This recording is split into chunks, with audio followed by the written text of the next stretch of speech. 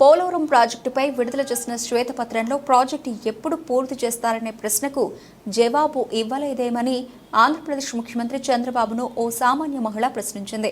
రాష్ట్రంలో ప్రభుత్వం నిర్వహిస్తున్న పెన్షన్ పండుగలో సీఎం చంద్రబాబు, మంత్రి లోకేష్ పాల్గొన్నారు. ఈ సందర్భంగా సీఎం మాట్లాడుతూ ఉండగా ఓ మహిళ ఆయనను ప్రశ్నించింది. దీనికి సీఎం చంద్రబాబు వివరణాత్మక జవాబిచ్చారు. పోలవరం ప్రాజెక్టు గురించి ప్రజలంతా తెలుసుకోవాలని చాలా మంచి ప్రశ్న వేశావని ఆ మహిళను మెచ్చుకున్నారు. దీనికి సంబంధించిన వీడియోను టీడీపీ తన అధికారిక ట్విట్టర్ హ్యాండిల్లో షేర్ చేస్తూ ఇది రాష్ట్రంలో పౌరులకు ఉన్న స్వేచ్ఛ అంటూ క్యాప్షన్ జోడించింది. పోలవరం ప్రాజెక్టుపై సీఎం చంద్రబాబు వివరణిస్తూ ఓ దుర్మార్గుడు తన దుర్మార్గపు ఆలోచనలతో నిపుణులు చెప్పిన మాటలను పెడచెవిన పెట్టి పనిచేస్తే ఎలా ఉంటుందనే దానికి నిదర్శనంగా పోలవరం ప్రాజెక్టు మిగిలిపోయిందన్నారు. గత ప్రభుత్వ నిర్వాహకంతో ప్రాజెక్టుకు జరిగిన నష్టం ఇప్పటి వరకు 70,000 కోట్ల రూపాయలుగా నిపుణులు లెక్కించారని తెలిపారు. ఇది 1,00,000 కోట్లకు చేరిన ఆశ్చర్యం లేదన్నారు. పోలవరం ప్రాజెక్టు విషయంలో ఏం చేయాలో తమకి అర్థం కావడం లేదని ఇంజనీరింగ్ నిపుణులు చెబుతున్నారని పేర్కొన్నారు. గతంలో తాము అధికారంలో ఉన్నప్పుడు 2 సీజన్లలో ఎన్నో కష్ట నష్టాలకు కూర్చి డయాఫ్రామ్ వాల్ నిర్మించామని చెప్పారు. ఆ తర్వాత స్పిల్వే కట్టామని, కాపర్ డ్యాంలు కూడా పూర్తి చేశామని వివరించారు. ఇప్పుడు నువ్వు అన్నట్టు సిడబ్ల్యూసి మన దేశంలో సెంట్రల్ వాటర్ కమిషన్ అనేది అతిపెద్ద టెక్నికల్ అడ్వైజరీ కమిటీ. వాళ్ళు చెప్పింది ఫైనల్. ఇప్పుడు వాళ్ళు కూడా చేతులు తీశారు. దీన్ని ఏం చేయాలన్నా మాకే అర్థం కావడం లేదని. అక్కడ డయాఫామ్ వాల్ కట్టింది నేను 446 కోట్లతో డయాఫామ్ వాల్ 2 సీజన్లు పూర్తి చేశాను. ఇప్పుడు 3 దిక్కల 33% కోసకపోయింది, దెబ్బతినింది. దానికి 447 కోట్లు అవుతుంది. ఈ 3 దిక్కల రింగ్ బండమారిగా వేసి కట్టేస్తే అయిపోతుందంటే అది కూడా మేము చెప్పలేము.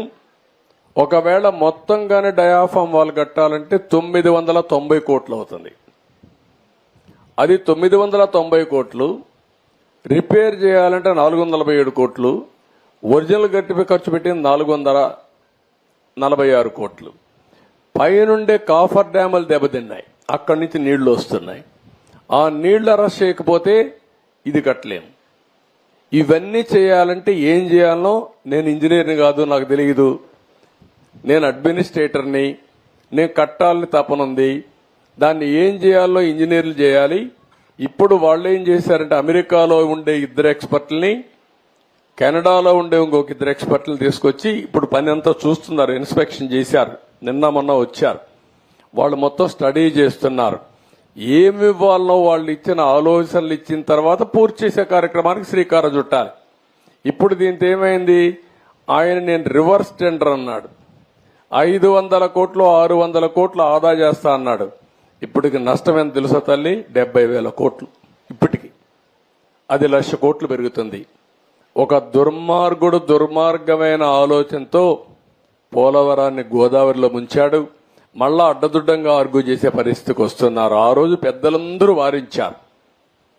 గవర్నమెంట్ ఆఫ్ ఇండియా ప్రాజెక్ట్ అది పీపీఏ అని ఉంటుంది, అంటే పోలవరం ప్రాజెక్ట్ అథారిటీ. వాళ్ళు మీటింగ్ పెట్టుకొని ముఖ్యమంత్రి చెప్పారు, నువ్వు తొందరపడుతున్నావు, తొందరపడద్దు, గతంలో కూడా మార్పు జరిగింది, మీరు వెయిట్ చేయండి అని. గవర్నమెంట్ ఆఫ్ ఇండియా నుంచి సెక్రటరీ చైర్మన్ దానికి ఆయన ఒక లెటర్ రాశాడు. తొందరపడద్దండి, 2 రోజులు వెయిట్ చేయండి, మేము రిక్వెస్ట్ చేస్తున్నాం మిమ్మల్ని. తొందరపడి మీరు నిర్ణయం తీసుకుంటే రేపు పాత కాంట్రాక్టర్ కొత్త కాంట్రాక్టర్ ఇద్దరి మధ్యలో ప్రాజెక్టు మునిగిపోతే ఎవరిని అడగా తెలియదు, ఎవరికి జవాబుదారితనం తెలియదని చెప్పినా వినకుండా ఇష్టానుసారంగా చేసే పరిస్థితికి వచ్చాడు. ఇది టెక్నికల్ సబ్జెక్ట్ అయినా ప్రజలు అర్థం చేసుకోవాల్సిన అవసరం ఉంది.